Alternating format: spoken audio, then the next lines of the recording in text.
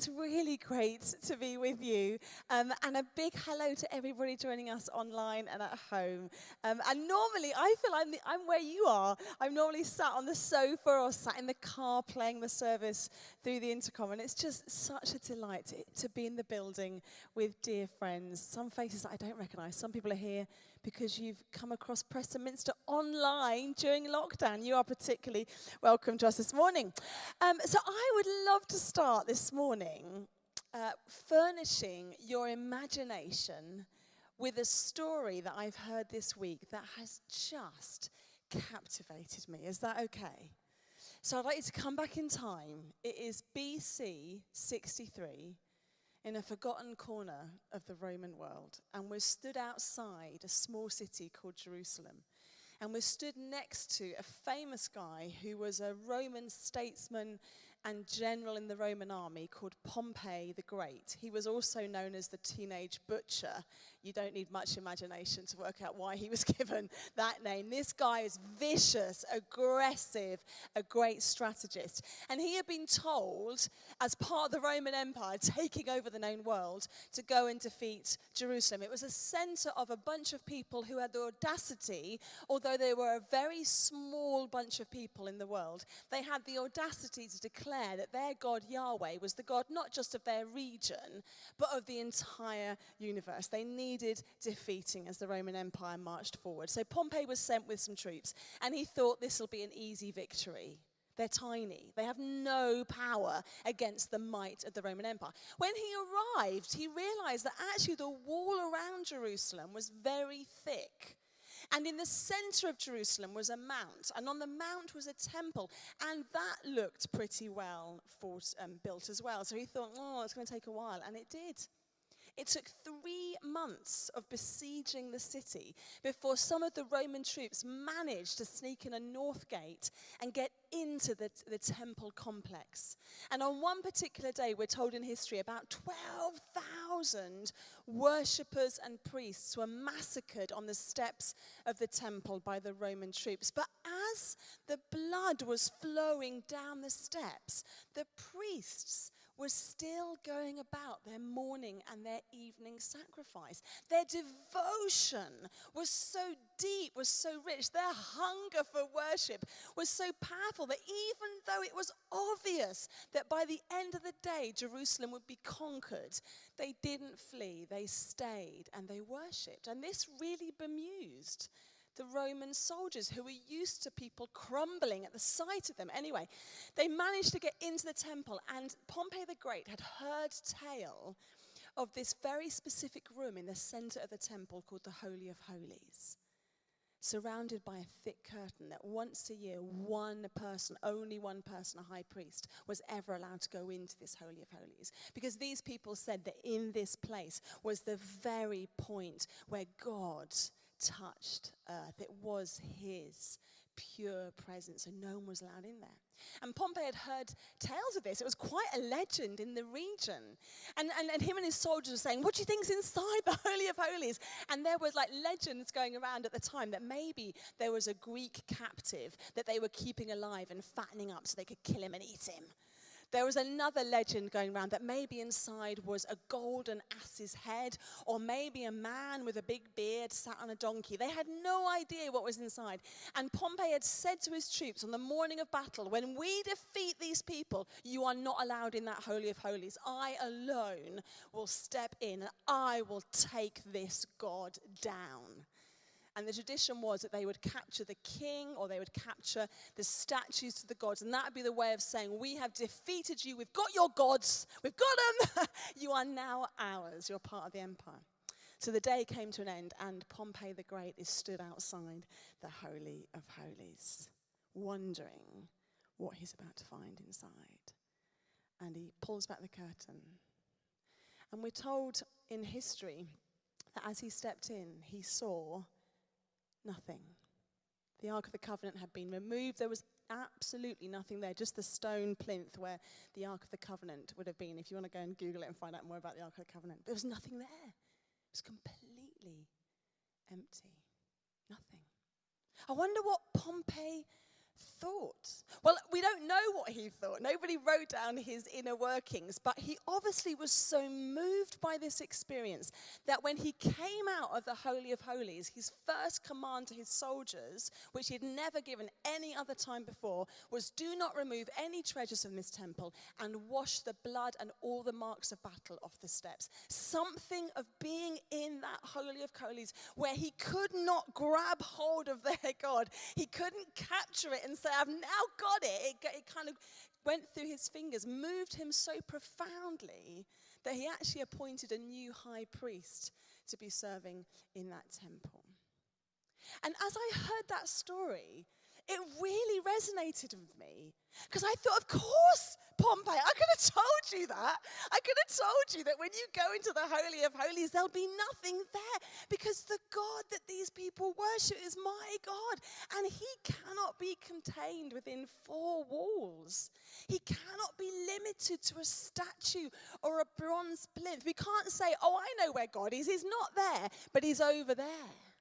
Has that resonated with you during lockdown? Has that been a little bit of the journey you've been on? I remember the first day that we had to close the doors to services here, and our hearts sank because we love being together.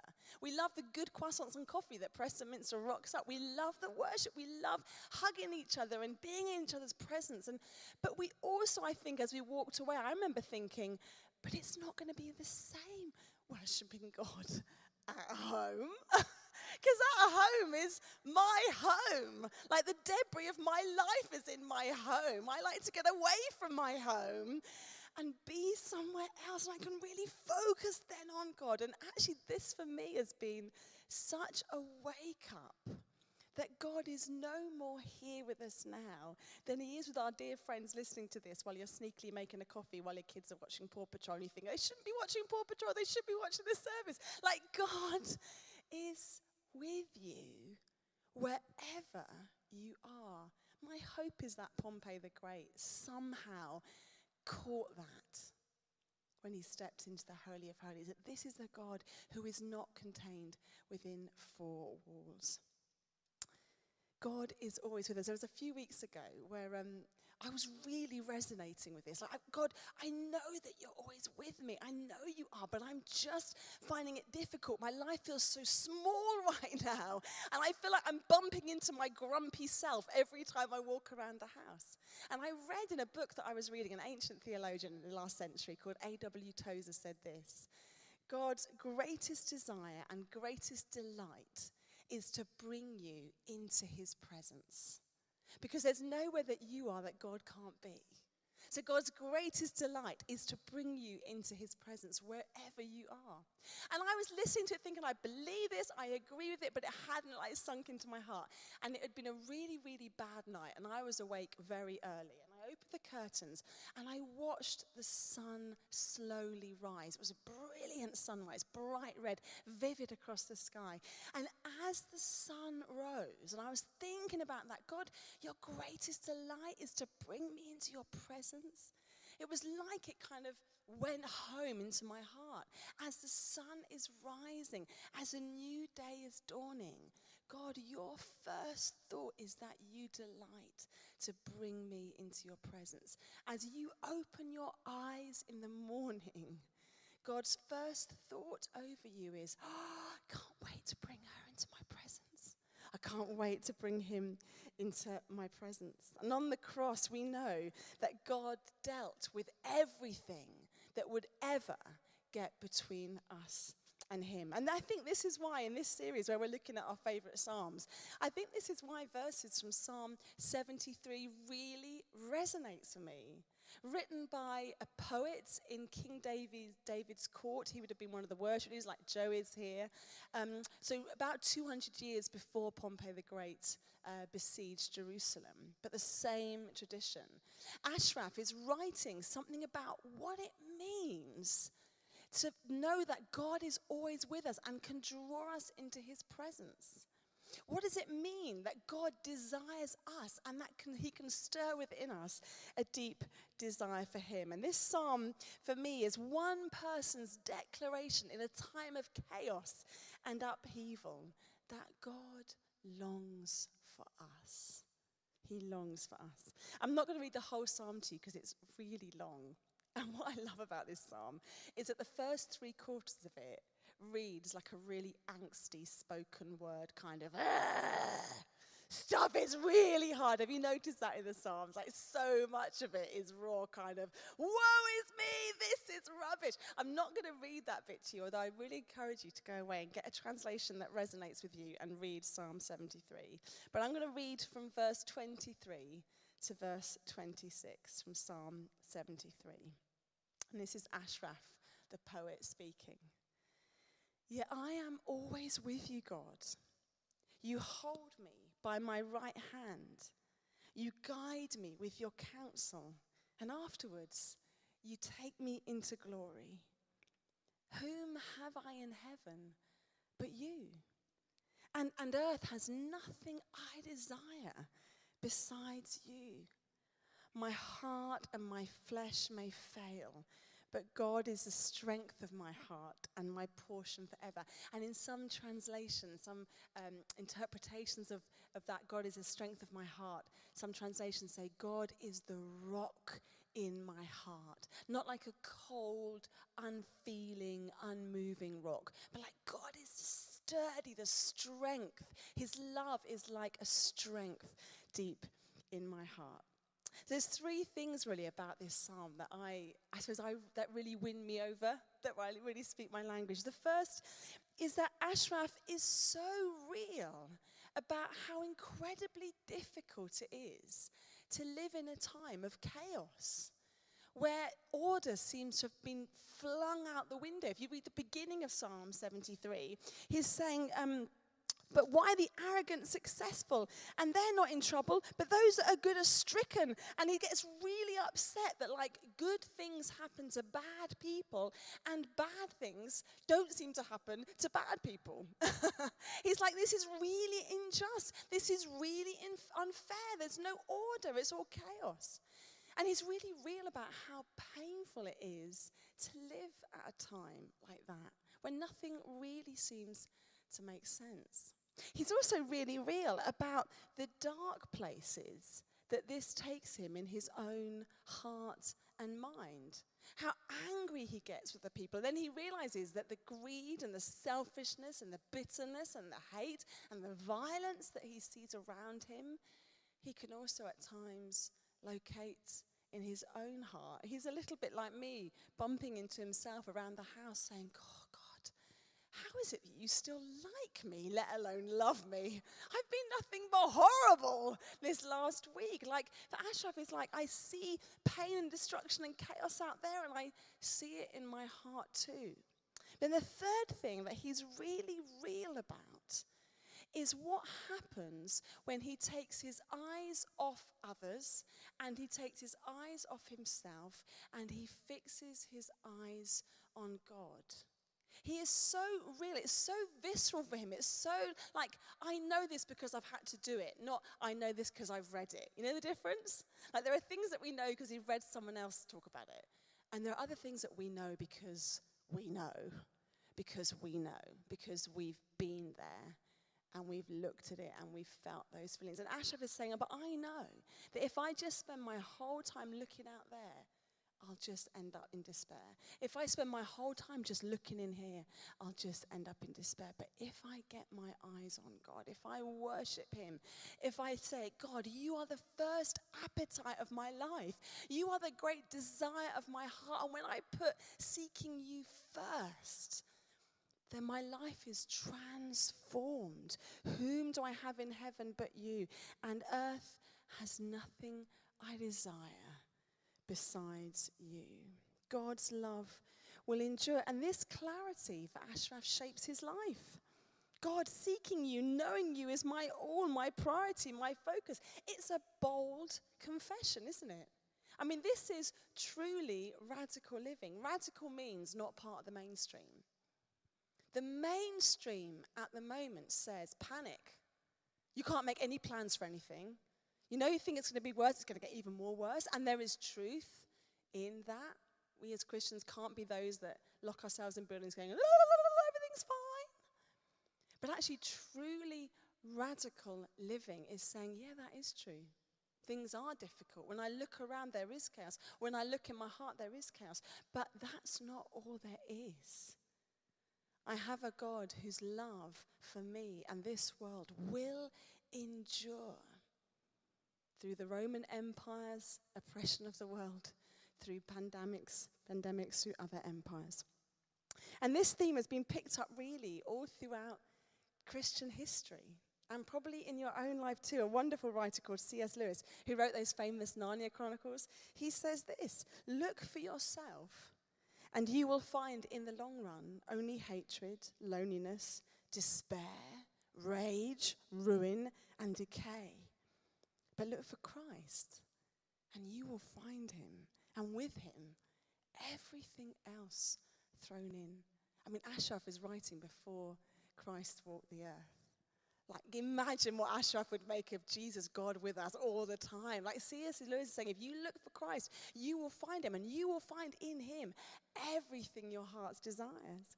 Philippians 3:8, another great writer, Paul, a public figure, a theologian, an early church planter, a radical man, said this: yes, all the things I once thought were so important are gone from my life, compared to the high privilege of knowing Jesus. Everything I once thought I had going for me is insignificant. I've dumped it all in the trash so that I can embrace Christ and be embraced by him. And my mum's listening to this, and I'm sure my mum would sometimes sing this line. I don't know why I know this line. There's an ancient hymn that says this: take this world, but give me Jesus. Like our history, our heritage, our churches are full of people that know this, that actually I could be holding on to the stuff the world says will give you security and make sense of your life and will give you status and affirmation, or I can dare to lose that and say, the great exchange, just give me Jesus. And in Jesus, I have everything. I've been doing a lot of, lot like you, a lot of life online during the lockdown. And there's a few voices that I tune into every now and then because they agitate me, or they kind of annoy me, or they inspire me. And one voice is Russell Brand, and he is a comedian, he's a public figure. And loads of the stuff that he says, he would never listen to this, so I can say it. Like, a lot of it is like gobbledygook, I don't quite understand it, but occasionally something comes out, I'm like, whoa, that's amazing. And I did meet him years ago on one of his quiz shows when he was right in the midst of his addictive behaviors.